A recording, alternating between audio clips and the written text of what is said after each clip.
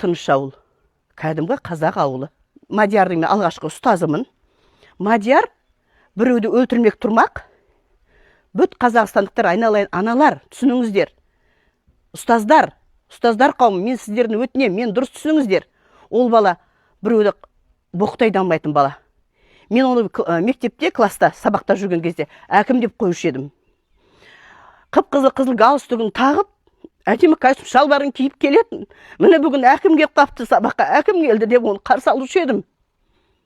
Әттең өкініш, мынандай жағдай менің баламның басына түсіп тұрғанына, балапанымның басына түсіп тұрғанына мен қатты жүрегім ауырып тұр, айналайын, қызым. Мен мектептің түбінде тұрам. Мадияр деген баланы сол мектепте жаңа қазір мини стадион соғып ат, сол жерде барғалы көріп жүрмін. Анша-мұнша күлмейтін де бала екен, мен отырам, көшеде отырам мен. Кімді бақылап, кім не істейтін бәрі. Мен бұл үйге ешқандай жаманшылық ойламаймын, жаманшылық әңгіме естіген емеспін бұл үйден. Енді елдің айтып атқан сөзі әшейін лақадырон бе, сол өтірік бұның бәрі. Біз оны нақты айта алмаймыз. Қасында болған жоқпыз. Отбасының қасында жүрген жоқпыз. Араларында не болып жатыр, қандай не жағдай болып жатқан біз білмейміз. Енді біздің айтамыз, балалардың өзі де былай тәрбиелі балалар болып біздің алдымыздан кешіп келді. Біреудің алдын бүйтіп кетті, сөйтіп кетті деген естіген емеспіз. Итің ұры десе намысын келетін қазақпыз. Біздің ауыл болғаннан кейін, біздің ауылдың тұрғылықты тұрғыны болғаннан кейін, әйтеуір осы азаматтардың қанша деген жанымыз ашиды. Мынандай қалай қимайсың, қалай болып қалды мынандай нәрсе деп. Мадияр баламыз. Бұл мына жерде бізде тендерден ұтқан балалар береді. Мектебіміз жанынан кішігірім шағын футбольный алаң салынып жатыр. Сол жерде жұмыс істейді. 5 бала. Мадияр сол жерде жұмыс істейді. Қайда қазір? Мен сыртта сол жерде жұмыс істейді. Баладан мен енді келінді ұрады деп ойламаймын. Мен ол оқиға болған күні өзім ауылда болған жоқпын. Жол жүріп Қарағандыға кеткем. Сол жақтан естіп жүрегім ауырып жеткенше 3 күн бойы уайым жеп келдім. Келгеннен кейін мән жайды естідім. Анау-мынауын көріп жатырмын. Содан келіп мына жерде келген кезде мен келгенде жаңа Жан Ахмадиев солар жүрген. Соны мен жүгіріп келіп өшерде кімсіз, сіз қайдан келдіңіз, кімсіз деген соң өзі келіп не қылғаннан кейін осындай көршімін, осындай деп мен өшердегі мән жайды айттым. Айтқанда мен болған жағдайда мені шатағымды өткен, мен ол кезде болған жоқпын ғой. Жағдай болғанда мен үйде болған жоқпын, жол жүріп кеткен. Бірақ осы жанұя туралы айттым. Келінді де жақсы білемін. Келінді күніге әйтеуір көріп қалам. Ары бер шыққанда, былай жүргенде келін әйтеуір сәлемін салып, амандасып, қия өткен емес алдымыздан. Аманымызды алып, сондай жақсы келін болатын. Бала да жақсы, жуас деп содан құдағи тұрған келін шешесі ол кісіге көңіл айтып, сондай жақсы сөздер сөйлесем, менің сөзімнің бәрін бұрмалап, Жан Ахмадиев мен жаңағы жерде бір сөздерімді салып жіберген дағы басқаша қылып бұрмалап. Сол мені бүткіл Қазақстанға жексұрын қылып отыр керек болса. Может, ашу менен еркек болғаннан кейін, енді кім біледі? Ұрса енді ұрғанда шығар, ұрғанда да қатты өлтіріп ұрған мен көрмеймін мен енді. Семья болғаннан кейін әйтеуір айғайласып. Мына жерде жаңағы заттарын көтеріп анау-мынаусын келгенде менің бар айтқаным, сіздер қоя тұрыңыздар, кішкене шыдаңыздар, мінекей 1-5 минут шыдаңыздар. Бұл әулеттің де үлкендері бар, келе жатыр, бәрі жақындап қалды. Ауылымыздың әулеті бар. Бәрі келу керек. Олардың да тарапындағы сөзді естулеріңіз керексіз. Бір ғана тарапты естімеңіздер. Екі тараптың да сөздерін естіп, екеуін де таразалауларыңыз керек қой деп айттым. Ана алған сұхбатын бұрмалап, мыналар киімді де бермей қойды, оның орнына қалмал сұрады деп қайдағы бір айтылмаған сөздердің бәрін айтып, жазып қойыпты. Бұрмалап жіберген болмаған. Оның бәрі болған жоқ, оның бәрі айтылған жоқ. Сол сөз үшін мен қазір халықтан, Қазақстан халқынан бәленбай сөз естіп жатырмын. Бұл ісі дұрыс емес. Үйтіп жасауға болмайды. Бір жақтың ғана несін шығара беруге болмайды. Біздің жақты да жақсылап тыңдау керек. Мен ол кісіге артық ештеңе айтқан жоқпын. Мәдина туралы да айттым, құдағиға көңілімді айттым.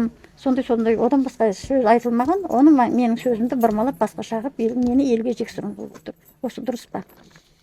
Ұрама деген сөз ғой, ұратын шығар деген сияқты сөз. Ұратын шығар, сорған шығар деген ба, бірдеме деген сөз. Интернеттегілердің бәрі маған қарсы сөйлеп жатыр. Мейлі, мысалы үшін ақ Құдай көріп тұр ғой, төбемізде Құдай тұр, кімнің қандай екенінде. Бірақ балаларға да ауыр тиіп жатыр ол сөздің бәрі. Балаларымыз да жаман шырылдап жатыр. Туған туысқандарым да шырылдап жатыр. Ойбай, не болды сен мына сөзің қалай деп. Мен ол сөзді білмеймін де керек болса дедім. Менің айтқан сөздерім мына жақта басқаша болып тұр ғой деп. Мынандай оқиға кейінгі жастарға үлгі болмаса екен дейміз. Өйткені келін мен ененің арасында қарым-қатынас өте жаман көрсетіп жатыр мына қазіргі ақпараттар. Сосын кейін мына жас пенен екі жас бір-бірін жақсы көріп қосылды ғой. Ене менен келіннің арасында қарым-қатынасты жаман көрсеткен соншалықты мына осы үйдегі келінді кісі өлтіргіш қылып қойып жатыр. Жастарға, кейінгі жастарға үлгі болмаса екен деймін. Мына титтай нәрсе үшін барып өзінің өмірін қиып жатқан ол жақсы емес. Бір кішкентай ұрыс үшін адам өзінің өмірін қиып жіберу деген ол өте қиын жағдай. Қандай себеп болады ол? Қандай себеп болады? Мүмкін ол баланың психикасында бір ауытқу болды ма? Қандай бір күйзеліске түсті ма? Осы 2 жылға жуық оның анасы неге білмейді екен ол жағдайды? Жанындағы жан досымын деп сөйлеп жатыр ана жан досы. Осы жерлерде жүреді екен, көшеде келеді екен, осы үйге қонады екен. Неге сонда ол сондай жағдайды біліп тұрып, неге арашалап қалмады екен? Неге жарыса алмады екен сол кезде?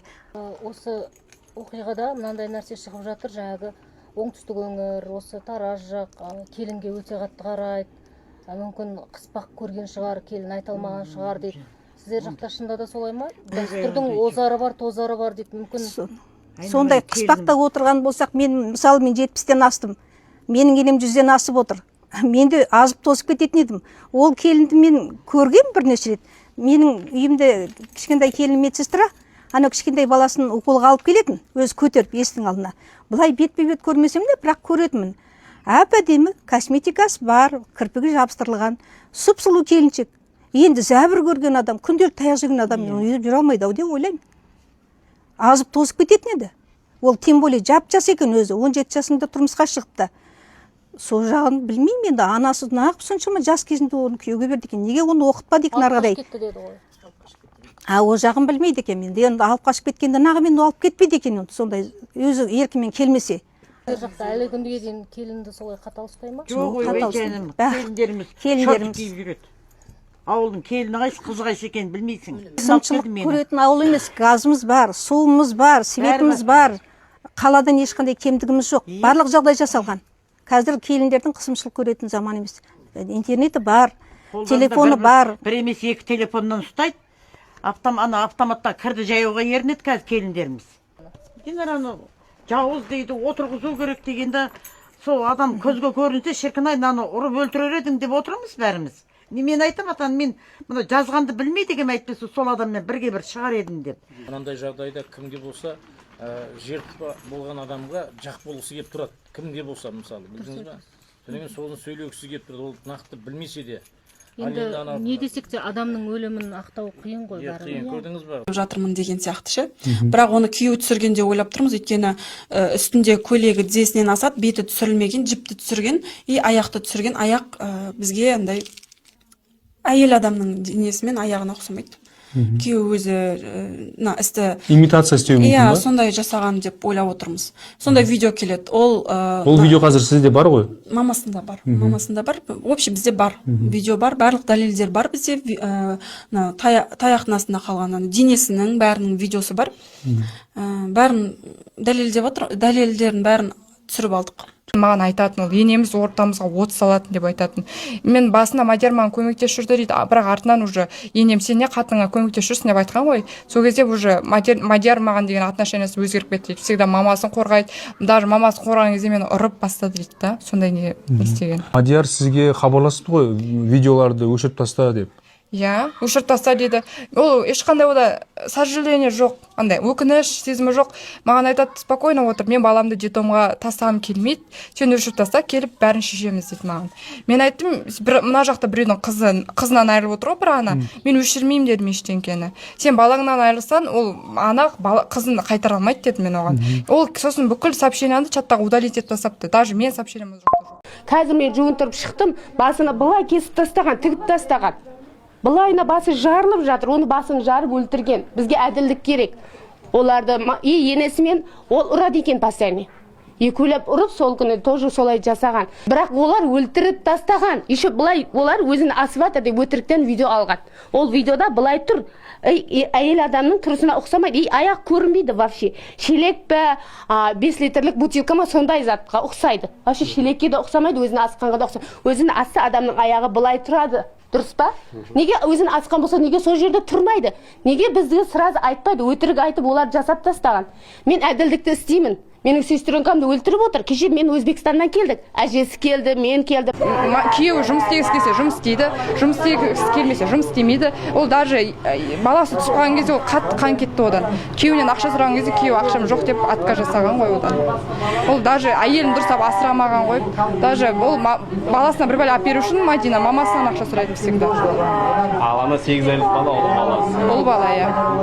Одан кейін тағы бала. Екі рет мынау түсіп атқан екінші баласы ғой, алдырып тастаған ол екінші баласы. Мыналар қинап алдырып тастаған сияқты, потому что астынан қатты қан кетіп жатыр. Осы жол ма? Иә. Бұрын тағы бір баласы түсіп қалған. Мынау екінші баласы ғой түсіп жатқан. Негізі 3 бала негізі туу керек қой былайынан. Бірақ екеуі түсіп қалған. Сондай. Ол даже қарындасына барған, сол Мадиярдың қарындасы бар. Соған барып көмек сұраған, ағаң айтшы мен ұрады деп. Ол қарындасы айтқан, енді өзің барып кешірім сұра, анау ағасын қорғаған ғой былай айтқан кезде. Ол ағасына дым айтпапты. Қорғасай әйел адам ғой деп. Сол айтқан кезде ағасы оны тыңдар ма еді? Ол бүкілі өздері істеп отыр ғой, сол жақта семьясы, туыстары жабылады екен мен подружкама. Всегда айтатын. Андай, сен кетіп қала бересің, сен андай жаман келінсің, туыстар сондай әңгіме айтады екен оған. Ол маған сондай әңгіме айтты. Осы мен айттым, мен барып сөйлесейін да олармен дедім. Сосын айтты, керек емес деді, олар ертең мен өсекші деп айтады деді. Мен барып сөйлескім келген, мен күйеуіне барып та айттым, неге сен ұрасың әйеліңді деп ше, ол дінде де харам етілген нәрсе, ол нәзік жанды әйел да, оны зачем ұрып дедім. Сосын ол тұрады да, мен әйел адамды айтқан тыңдамаймын деп мақ деп ештеңе дей алмай отырды ол. Маған жаза бастады, ұрады деп, ұрады, соғады, білгенін істейді деп. Одан кейін оларда андай не болады, короче, маған синяк, сондай суреттерін жібереді. Неше түрлі артқасында несін, короче, жіберген. Барыны жегісі келген. И баласына біреуін береді, өзі біреуін алады. Жеп тұрған кезде күйеуі айтады, мен бұны балаға алып келдім ғой, сен неге жеп жатсың дейді. Ұрысқан соң жегісі келмейді ғой любой адам. Берген қолына болды, жемеймін деп кетіп бартқан. И енесіне барған, енесі ұрысқан неге екең ұрысып жатсыңдар деп ше. Осын ол айтқан, енді жем келді ғой деп. Енесі айтқан, енді енесіне сөйтіп айтқан соң күйеуі айтқан, сен неге мен мамамды сыйламай жатсың деп ше. Сен менің мамама сөз қайдарасың деп, короче. И ол туалетшаға кетіп қалған, мен подружкам туалетке келіп, қол жуған кезде қайтып ұрысып басталған ғой сол жақтан. Ұрсысқан, одан кейін келіп ұрған екен оны. Тұрмысқа шыққанына 2 жыл болыпты. 2 жылда Мадина шамамен енді сіздің есіңізде бары неше рет таяқ жетті осы дәл осылай? 5-6 рет ғой примерно. 5-6 рет. Қазір ресми дерек бойынша өз-өзіне қол салды дейді. Енді құрбыңызды сіз танисыз, білесіз, сырласасыз. Өз-өзіне қол салатын қыз бе жоқ? Сабалған іздер бар. Шыбықтың ізі бар сабалған. И мына жақта тырналған, қызарып тұр. Одан кейін аяғының бәрі синяк. Біз